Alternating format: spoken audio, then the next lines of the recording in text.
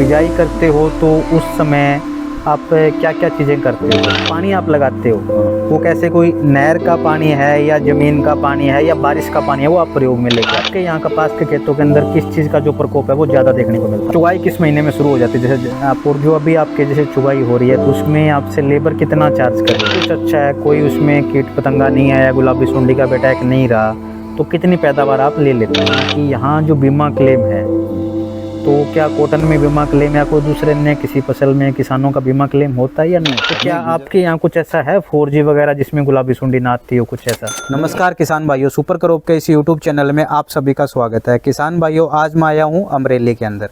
मेरे साथ हैं पंकज भाई, जो कि एक बहुत ही प्रोग्रेसिव फार्मर है और मैं पिछले लंबे समय से इनके पास कई बार आया हूँ। तो इनका जो खेती करने का जो तरीका है हर एक चीज़ को, तो काफ़ी मुझे अच्छा लगा और थोड़ा सा अच्छी एक जागरूक किसान जो खेती करता है तो वो सब जो चीज़ें वो ये अडेप्ट करते हैं। तो मैं आपको सबसे पहले परिचित कराता हूँ पंकज भाई से। पंकज भाई जी, आपका हमारे यूट्यूब चैनल में स्वागत है। तो हमारे हरियाणा और पंजाब और राजस्थान से काफ़ी सारे ऐसे किसान हैं जिनके मन में बहुत सारी ऐसी बातें हैं कि गुजरात में कैसे क्या हो रहा है, किस तरह की टेक्नोलॉजी है वहाँ, किसानों की क्या अभी जो सिचुएशन है, किसान प्रॉफिट में जा रहे हैं या नुकसान में जा रहे हैं, क्या क्या समस्याएं आ रही है उनको, तो वो जानना चाह रहे हैं। काफ़ी बार मुझे कहते भी है जब मैं आपके यहाँ विज़िट करता हूँ तो हमें वहाँ के बारे में बताइए क्या है। तो थोड़ा आप बताइए भी कैसे क्या क्या रहेगा, क्या क्या सिचुएशन आपके आती है, कैसे आप बिजाई करते हो, कौन कौन से कीटनाशक डालते हो, क्या आपके बीज चल रहा है कॉटन में, अभी क्या नई टेक्नोलॉजी चल रही है, क्योंकि वो एरिया थोड़ा अलग है, आपका थोड़ा एरिया अलग है, हर एक चीज़ थोड़ी अलग है यहाँ। तो कुछ चीज़ें मैं आपसे पूछूंगा तो वो थोड़ा जैसे भी आप जो चीज़ें कर रहे हो तो वो आप अपने जो भी व्यू हैं उसको मेरे साथ शेयर करिए। तो पंकज जी हैं हमारे साथ। तो पंकज भाई, सबसे पहले हम डिस्कस करेंगे कि बिजाई, आप जब बिजाई करते हो तो उस समय आप क्या क्या चीज़ें करते हो जनरल? जब प्री मानसून के पहले जब हम कॉटन या किसी सीड्स की जो बुझाई करते हैं, तब पहले हम इसमें अच्छी तरह से ट्रैक्टर चलाकर ज़मीन को समतल बनाते हैं। बाद में जिस तरह का हमें क्रॉप लेना है उसी पैटर्न के हिसाब से हमें उसका फिक्स अंतर रख के, डिस्टेंस रख के, हमारे यहाँ चास बोलते हैं, ठीक है, वो लगाते हैं। बाद में मैं इसमें माइक्रोन्यूट्रन के साथ फर्टिलाइज़र भी डालता हूँ और माइक्रोन्यूट्रन जैसे सरदार अमीन का आता है वो मैं डालता ही हूँ। बाद में जब बारिश होती है तब कॉटन, मूंगफली, सोयाबीन आदि क्रॉप हमारे यहाँ लगते हैं। इस साल मैंने कॉटन लगाया है, लेकिन कॉटन में इस साल गुलाबी सुंडी का बहुत ज़्यादा अटैक है। मैंने अपनी तरफ से जी जान से कोशिश की है कि मैं अपना क्रॉप बचा सकूं, इसलिए मैंने बहुत अच्छी फंगीसाइड, पेस्टिसाइड, अच्छी दवाई मैंने डाली है, लेकिन मुझे इसमें परिणाम अच्छा नहीं मिला। तो जैसे कि हम कॉटन की बात करते हैं, अगर पर्टिकुलर कॉटन अगर हम देखें तो बिजाई के दौरान आपका कितना खर्चा बैठ जाता है? जैसे बिजाई का आप ज़मीन तैयार करते हो, उसके बाद में फिर आप पानी लगाते हो, फिर दोबारा से ज़मीन एक बार तैयार कर देते हो, हाँ। फिर आप बिजाई करते हो, हाँ। तो इस दौरान कितना खर्चा है वो आपका 1 बीघे का आपका आ जाता है?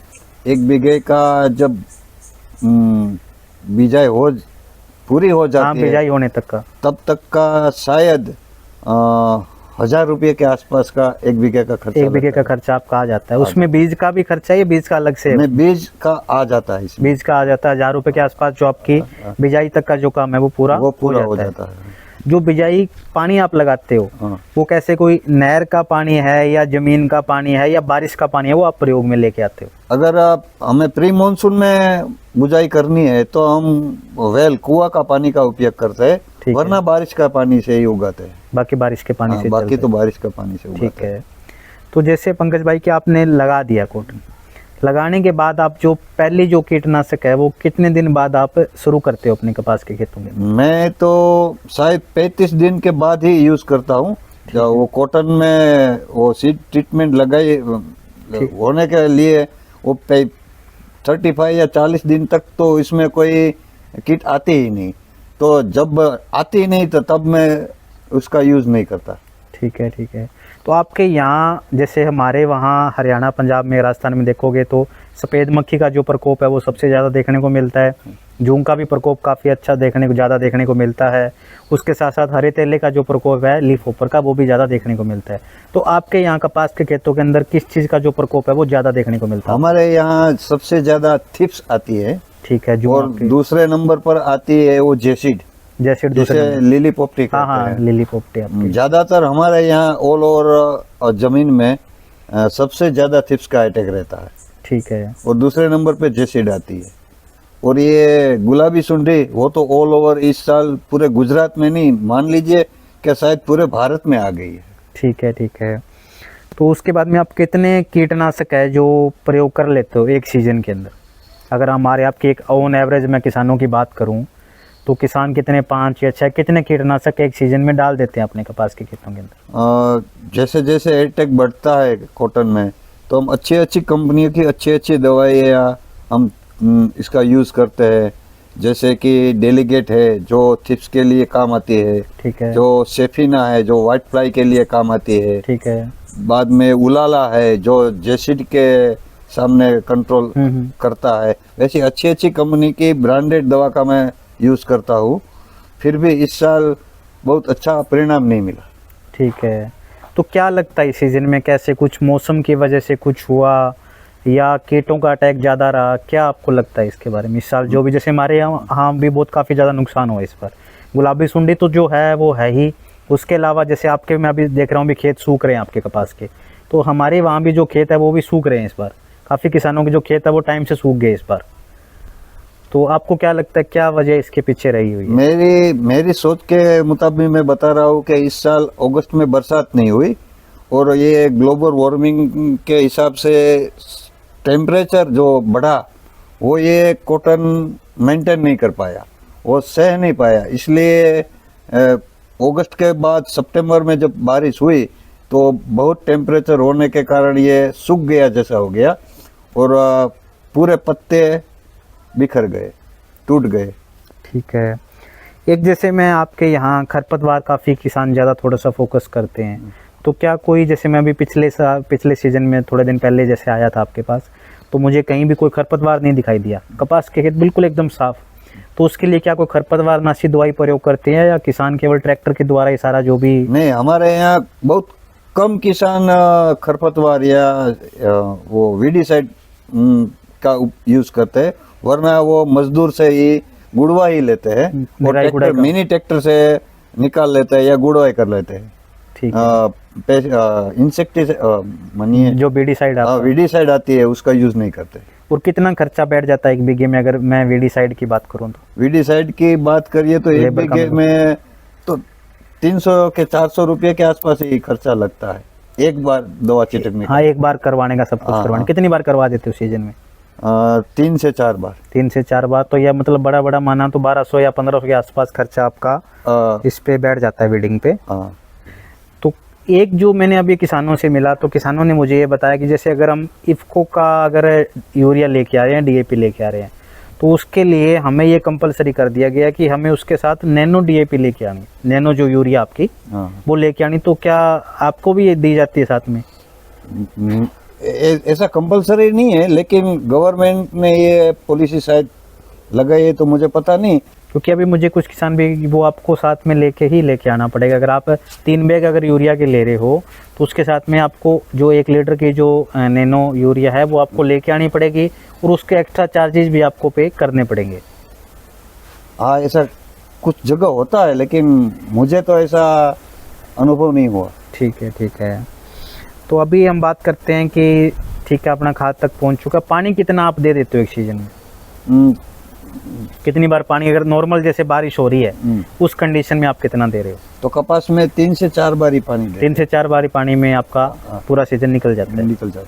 तो कपास आपके कब से लेके कब तक, जैसे जून में आपने लगा दिया तो कब तक आपकी कपास चलती है? अगर जैसे इस बार तो चलो खराब हो चुका है तो जल्दी थोड़ा खत्म हो जाएगा कपास की खेती, नहीं तो आपके कब तक चलती है? जून से लेकर दिसंबर एंड तक कपास, दिसंबर एंड तक आपका यहाँ कपास रहता है। तो कुछ लोग फरवरी तक भी लेके जाते हैं क्या इसको?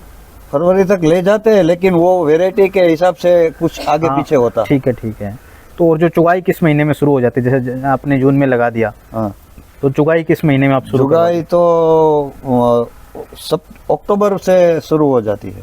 अक्टूबर से शुरू हो हाँ। जाती है और अक्टूबर नवंबर दिसंबर 3 महीने चलती रहती है चलती कंटिन्यू। रहती है। ठीक है।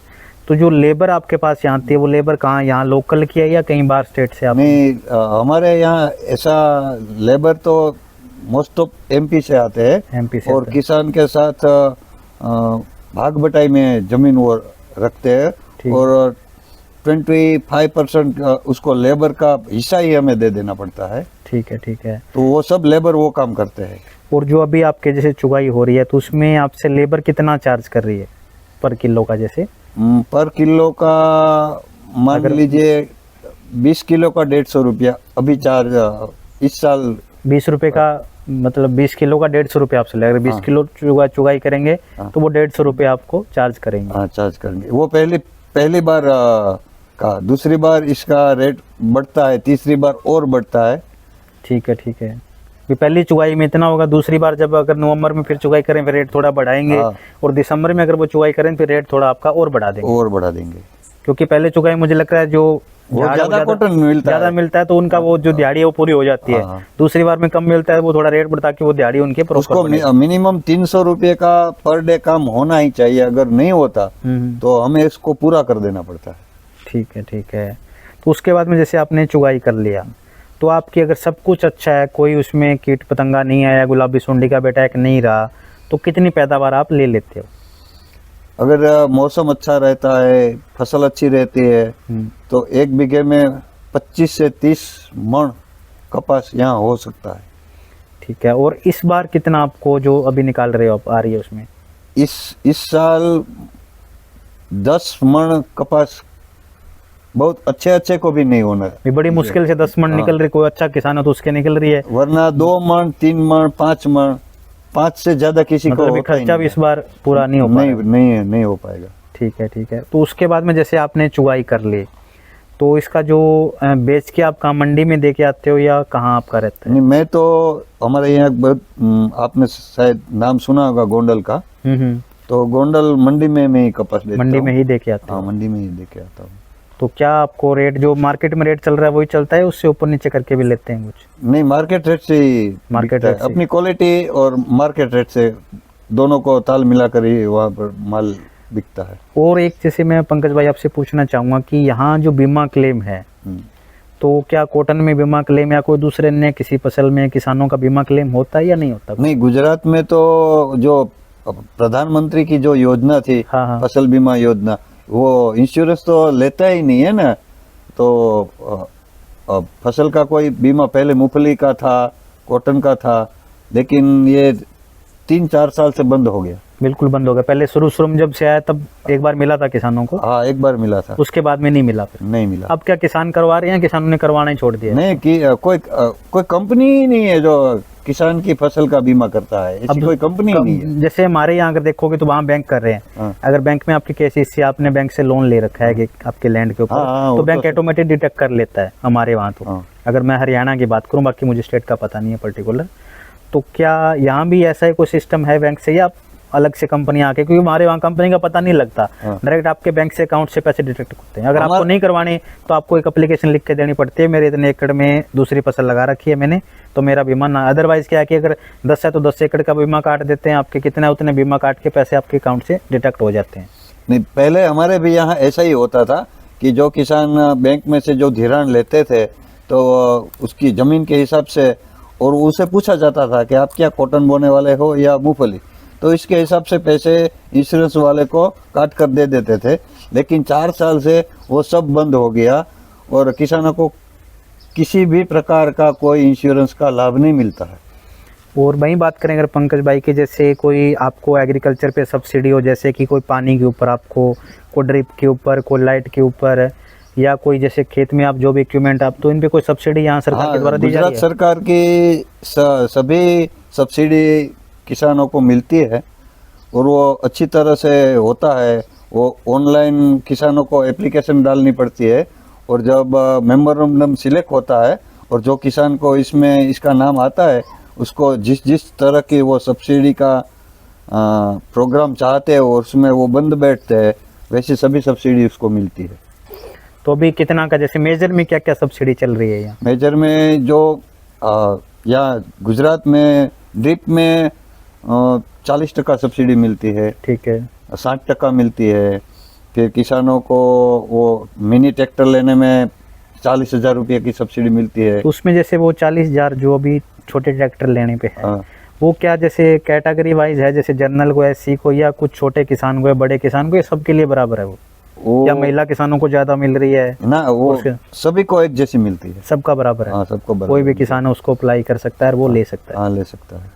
और उसके अलावा कोई और मेजर जैसे?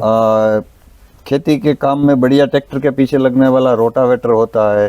किसान को अपने जो खेत उत्पादन है वो स्टोर करने के लिए जो रूम बनाना है उसमें। तो क्या आपके यहाँ कुछ ऐसा है 4G वगैरह जिसमें गुलाबी सुंडी ना आती हो, कुछ ऐसा? क्योंकि हमारे वहाँ बड़ा हुआ रहता है इस बात का, बोले गुजरात में ऐसा बीज आ रखा है जिसमें गुलाबी सुंडी नहीं आती। नहीं, गुजरात में भी गुलाबी सुंडी आती है।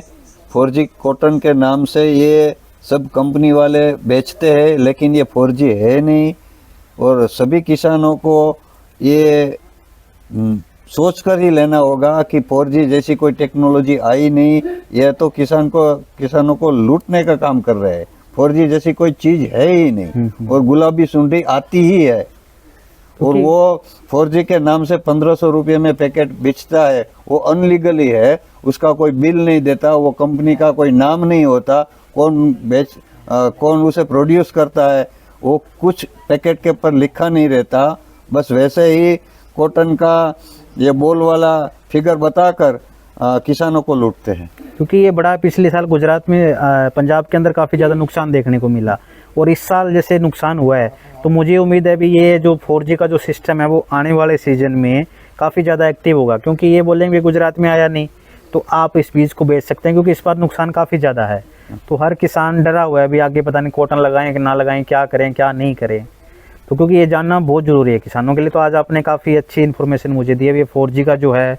और मैं किसान भाइयों से भी कहना चाहूँगी, जो भी किसान ये वीडियो देख पा रहे हैं, तो सबसे जो इम्पोर्टेंट इस वीडियो में जो बात है वो सबसे ज़्यादा ज़रूरी है, 4G के नाम से ऐसा कोई सिस्टम नहीं है, या ऐसा कोई भी बीज नहीं है, चाहे 4G और 5G कुछ भी नाम से आपको बेचे और ये कह दे भी गुजरात के अंदर ये बीज लग रहा है, वहाँ गुलाबी सुंडी नहीं आती। यहाँ हर खेत के अंदर गुलाबी सुंडी का जो अटैक है वो आपको अच्छा खासा देखने को मिलेगा। ऐसा कोई भी बीज नहीं है, जब तक BJ3 नहीं आ जाता तब तक इसका कोई भी हल नहीं है।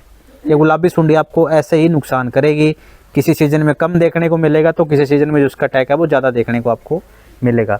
तो पंकज भाई आपका बहुत बहुत धन्यवाद, आपने बहुत अच्छी जो चीज़ें थी वो हमारे हरियाणा पंजाब के और जो राजस्थान के किसान हैं उनको बताई। और मुझे उम्मीद है भी किसानों को जो पंकज भाई ने जो बातें बताई है वो काफ़ी ध्यान से उनको सुना होगा और काफ़ी अच्छे से समझ लिया होगा भी गुजरात में किस तरह का क्या क्या है। और जो ओवरऑल मैं बात करूं, जैसे पंकज भाई ने मुझे बताया, तो खर्चे में पहले मैंने बताया भी, मैं बता रहा हूं दोबारा भी, कोई ज़्यादा अंतर नहीं है। अगर 1 एकड़ का, क्योंकि इनका बीघा है वो अपने 1 एकड़ का 2.5 बीघा बनता है यहाँ, तो अगर इनका 1 बीघे का खर्चा अपना 1 एकड़ का, और जब इनके 2.5 बीघों का जोड़ के 1 एकड़ के बराबर हम करेंगे तो खर्चा लगभग आप मान के चलिए बराबर, उसमें कोई ज़्यादा अंतर देखने को नहीं मिलेगा। जैसी खेती अपने वहाँ हो रही है सेम यहाँ, बस यहाँ एक थोड़ा सा अंतर क्या है कि पौधे से पौधे, कतार का जो हमारे वहाँ पंकज भाई जैसे क्या है कि 1.5 फीट के आसपास रखते हैं, इससे ज़्यादा नहीं करता कोई भी। 2 पौधे के बीच में डिस्टेंस, हाँ 2 पौधों के बीच में। आपके यहाँ क्या है कि 5 फीट पे चलता है, क्योंकि जो निराई गुड़ाई का काम यहाँ लोग आसानी से कर सकते हैं। वो 2 हार के बीच में हाँ, दो लाइन से 2 लाइन, जो पौधे से पौधे का जो अंतर है वो 1.5 फीट के आसपास ही रहता है हमारे, इससे ज़्यादा कोई किसान नहीं करता। तो वो निराई खुदाई तो निराई गुड़ाई बड़े ट्रैक्टर से करते हैं, हमारे वहाँ छोटे ट्रैक्टर नहीं है। तो जब कॉटन बड़ा होता है तब बड़ा होता बंद कर देते हैं वो, सिर्फ जब तक क्या है कि 2 महीने में, स्टार्टिंग के 60 दिन तक होगा, जब उसकी हाइट है आप मान के चलिए 2.5 से 3 फीट के आसपास है, तब तक उसमें चलता है। जैसे 2.5 फीट से ऊपर निकल गया उस टाइम निराई गुड़ाई का काम बंद हो जाता है। तो उसके बाद में खरपतवार नीचे अच्छा खासा देखने को हमारे वहाँ मिलता है। और हमारे क्या है कि इधर आप देखो ग्रोथ थोड़ी ज़्यादा होती है आपके यहाँ कॉटन की, पर हमारे वहाँ ग्रोथ इधर आपके जो ग्रोथ है वो थोड़ी कम देखने को मिलती है। हमारे वहाँ अगर 5-6 फीट तो आराम से हाइट हो जाती है, तो उस वजह से क्या है कि ऊपर से पूरा डेंस हो जाता है, नीचे नहीं लगती धूप, तो नीचे जो भी कचरा होता है वो ज़्यादा रहता है थोड़ा सा, और कई बार होता भी नहीं, क्योंकि ऊपर से धूप नहीं आ पाती, छाया रहती है, तो इतना ज़्यादा जर्मिनेट नहीं होता। हमारे केवल क्या है कि 60 दिन तक जो निराई गुड़ाई का जो काम हो गया वो हो गया। जैसे बारिश का सीज़न शुरू हो गया उसके बाद में थोड़ा डिफिकल्ट होता है, क्योंकि एकदम से ग्रोथ करता है कॉटन, तो फिर रुक जाता है वो सारा काम। आपके यहाँ क्या है कि 5 फीट की थोड़ा सा ज़्यादा निदाई गुड़ाई 5 फुट का डिस्टेंस रहने के यहाँ बाद आपके यहाँ पंकज भाई किसी ने जैसे पास पास में लगा के देखा कभी? हाँ। थोड़ा जो हाँ, डिस्टेंस कम करके। कुछ किसान लगाते हैं 2.5 फुट के अंतर पे लगाते हैं, कोई 4 फुट के अंतर पे लगाते हैं। तो उसमें जैसे कोई रस चूसक कीटों का प्रकोप उन खेतों में ज्यादा देखने को मिला है, 5 फीट में कम देखने को मिला हो कुछ ऐसा? हमारे यहाँ जमीन के मुताबिक किसान कॉटन बोते हैं। किसी की जमीन की जो फलद्रुपता है वो कम होती है तो वो नज़दीक नज़दीक बुआई करते हैं, और अच्छी जमीन होती है वो 5 फीट के आसपास ही बोते हैं। तो पंकज भाई जैसे इस साल कपास का काफ़ी ज़्यादा नुकसान हुआ है, पिछले सीजन भी मेरे को लग रहा है थोड़ा काफ़ी अच्छा खासा तंग किया था इस कॉटन ने, तो आगे क्या लग रहा है कपास का आपका, क्या पॉसिबिलिटी, अब क्या होना चाहिए कपास में? अगले साल तो किसान शायद मेरे हिसाब से बहुत कम कॉटन लगाएगा। इस साल उसका खर्चा भी निकलने वाला नहीं है, तो पूरा साल क्या करेगा? ये भी बात उसकी काफ़ी ज़्यादा आय ही नहीं बढ़ेगी तो किसान क्या करेगा? तो अगले साल शायद, इस साल यहाँ जो सौराष्ट्र में कॉटन बोया है वो शायद आधा हो सकता है। ठीक है, क्योंकि ये मुझे भी लगा, जैसे मैं घूमा तो किसान कह रहे हैं भी जो इस बार पैदावार है वो काफ़ी बहुत कम हो चुकी है, क्योंकि बहुत ही कम किसान हैं जिनके सही हैं ओवरऑल के, तो ये बिल्टिंग की जो समस्या है वो हर खेत के अंदर देखने को मिल रही है। तो पंकज भाई आपसे बात करके बड़ा अच्छा लगा और काफ़ी अच्छी इन्फॉर्मेशन दी, आपका बहुत बहुत धन्यवाद। Thank you sir.